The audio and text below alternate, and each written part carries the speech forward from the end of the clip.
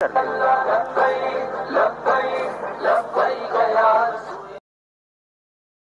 पाकिस्तान को हमने ला इलाहा इल्लल्लाह मुहम्मद रसूलुल्लाह की बुनियाद पर हासिल किया। उस मुल्क पाकिस्तान में पिछले दिनों सिंध की धरती पर एक अमर जलील, जिसका ज़ाहिरी नाम है लेकिन वो जलील है, उसने अल्लाह रब्बुल इज़्ज़त की शान में बहुत बड़ी गुस्ताखी की। नकले कुफ्र कुफ्र न बाशद, लेकिन फिर भी ज़बान जलती है कि वो मुल्क जिसे हमने ला इलाहा इल्लल्लाह मुहम्मद रसूलुल्लाह की बुनियाद पर हासिल किया। और कुरान पाक में अल्लाह ताला फरमाता है वलिल्लाहिल इज़्ज़तु वलिरसूलिही वलिल मोमिनीन, इज़्ज़त तो अल्लाह ही के लिए और उसके रसूल के लिए और मोमिनों के लिए है। लेकिन अभी तक हुकूमत पाकिस्तान हो या रियासत पाकिस्तान हो, तमाम ज़िम्मेदार हों, वो अभी तक भंग पी कर सो रहे हैं।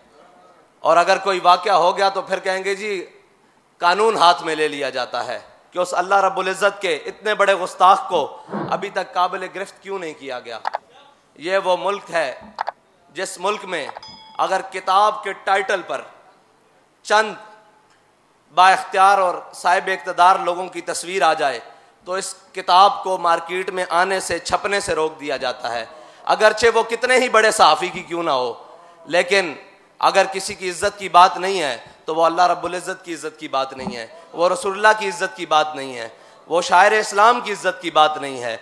ये वो मुल्क है जिसके अंदर इतनी बड़ी तौहीन उसने की और वो शेल्टर और पनाह लेने के लिए इस मुल्क के सूबाई वज़ीर आला को साथ लेते हुए उसके साथी मुल्हिदीन वो जनाब बिलावल भुट्टो जरदारी के पास गए और उन्होंने उसको यकीन दिलाया कि इसका तहफ़्फ़ुज़ किया जाएगा। उसने अल्लाह रब्बुल इज़्ज़त के बारे में इतनी बड़ी गुस्ताखी की है और फिर आगे से बकवास किया है कि मैंने मुआशरे की अक्कासी की है। अगर तुमने मुआशरे की अक्कासी करनी थी तो 70 साल से जो मुआशरे को लूट रहे हैं उनके बारे में बात करो ना।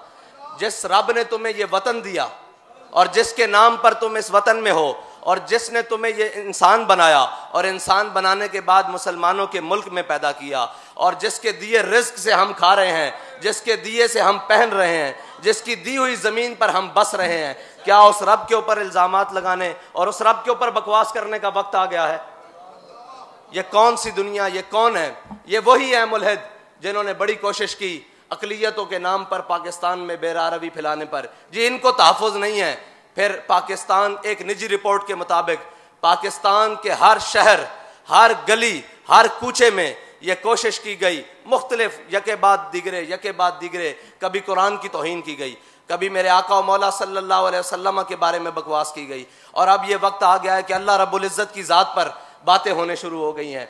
ये वही हालात हैं जो हालात इंडोनेशिया और सूडान के अंदर, रियासत के अंदर एक रियासत खड़ी कर कर, सोच के अंदर वो मुसलमान रियासतें जिन्हें अल्लाह और उसके रसूल के नाम पर हासिल किया गया था, उन रियासतों के अंदर रियासत आलम कुफ्र यहूद व नसारा ने पूरी साजिश कर कर उसके अंदर रियासत के अंदर रियासत खड़ी कर कर एक नई सोच देकर फिर ये क्या हुआ कि सूडान के 2 टुकड़े हो गए।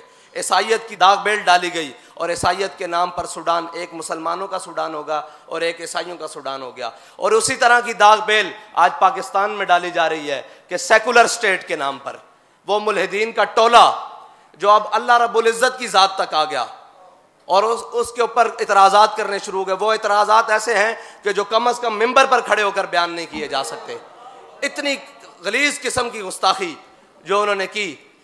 लेकिन अगर हमारे हुक्मरानों ने, हमारे ज़िम्मेदारों ने अपनी इज़्ज़त से बढ़कर अल्लाह और उसके रसूल की इज़्ज़त को समझा होता तो फिर इनको पता होता ना कि उसको कैसे लगाम डालनी है, उसको कैसे नकेल डालनी है। यहाँ तो वो किताबें छपने के लिए रोक दिया जाता है और अगर इज़्ज़त पर बात आ जाए तो फिर जनाब 2 दिनों में एतमाद का वोट ले लिया जाता है।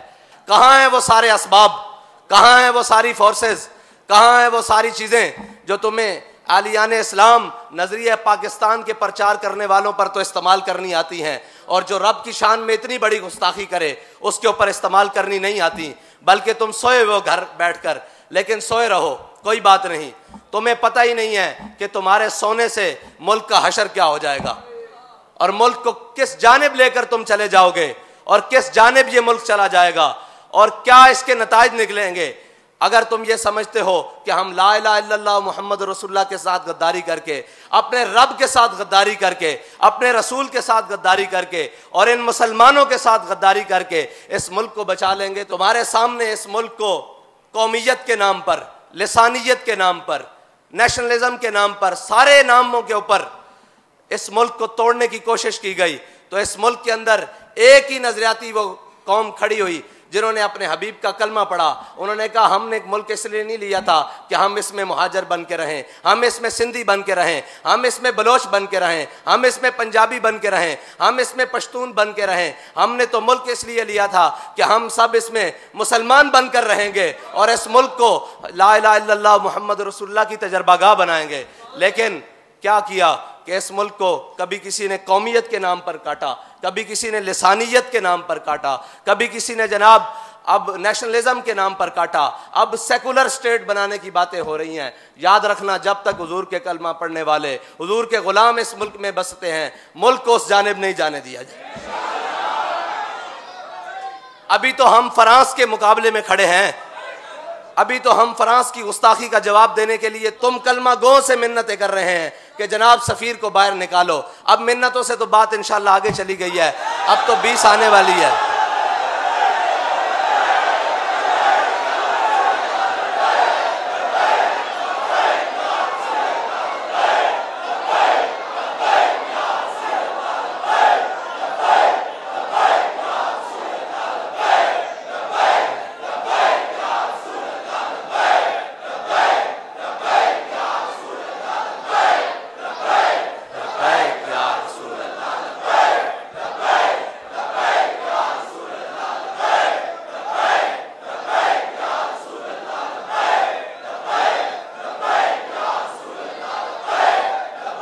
अब इल्तिजाओं से बात आगे बढ़ चुकी है, 20 आ रही है। कहते हैं जी ईद से पहले पहले। मैंने कहा ईद से पहले पहले नहीं, 20 से पहले पहले। हमें हमारे कायद ये बता कर गए हैं कि हमने ये गर्दनें हुजूर के लिए रखी हैं और हुजूर के दीन के लिए रखी हुई हैं। और वो हमारे पीराने उज़ाम जो सिंध के हैं, उन्होंने एहतजाज किया तो उन पर वापस पर्चे देने की कोशिश की जा रही है।